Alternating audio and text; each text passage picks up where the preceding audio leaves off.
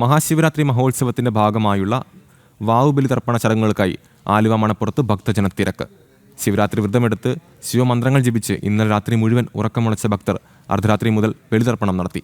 പതിനായിരങ്ങളാണ് മഹാശിവരാത്രി ദിനത്തിൽ മാത്രം ആലുവ മണപ്പുറത്തെത്തിയത്. ഇന്നലെ പുലർച്ചെ മുതൽ ബലിതർപ്പണം ആരംഭിച്ചിരുന്നു. മഹാശിവരാത്രി പുണ്യം തേടി ഇന്നലെ രാവിലെ മുതൽ തന്നെ ഭക്തർ ആലുവ മണപ്പുറത്തേക്ക് എത്തിയിരുന്നു.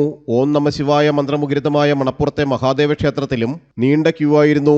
ആത്മശുദ്ധിയിൽ അനുഗ്രഹം തേടിയെത്തിയ പതിനായിരങ്ങൾ ഉറക്കം വിളിച്ച് ശിവനാമ ജപങ്ങളാൽ ഭക്തിസാന്ദ്രമാക്കിയ അന്തരീക്ഷത്തിൽ മണപ്പുറത്തെ ക്ഷേത്രത്തിൽ പ്രത്യേക ചടങ്ങുകൾ നടന്നു.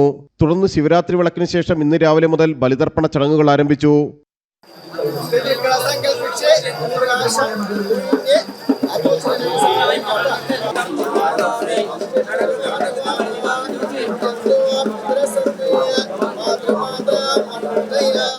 മണപ്പുറം മഹാദേവ ക്ഷേത്രം മേൽശാന്തി മുല്ലപ്പള്ളി MS ശങ്കരൻ നമ്പൂതിരിയുടെ നേതൃത്വത്തിലായിരുന്നു ക്ഷേത്രത്തിലെ ചടങ്ങുകൾ.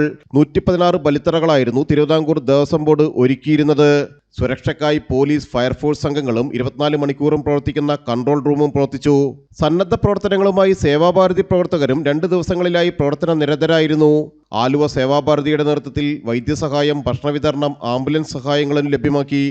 പുണ്യഭൂമിയായ ആലുവ ശിവരാത്രി മണപ്പുറത്ത് ജനലക്ഷങ്ങളാണ് എല്ലാ വർഷവും ബലിതർപ്പണത്തിനായിട്ട് എത്തിച്ചേരുന്നത്.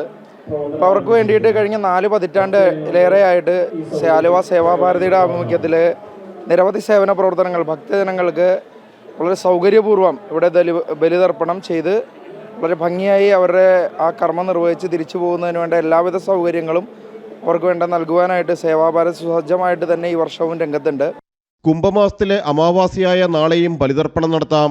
ആലുവ അദ്വൈതാശ്രമത്തിലും മറ്റ് വിവിധ ശിവക്ഷേത്രങ്ങളിലും ബലിതർപ്പണ ചടങ്ങുകൾ നടന്നു.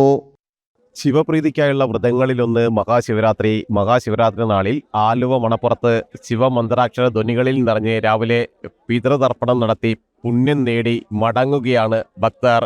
ക്യാമറമാൻ സുശോഭ് KS-നൊപ്പം ജിജീഷ് കരുണാകരൻ, ജനം, കൊച്ചി.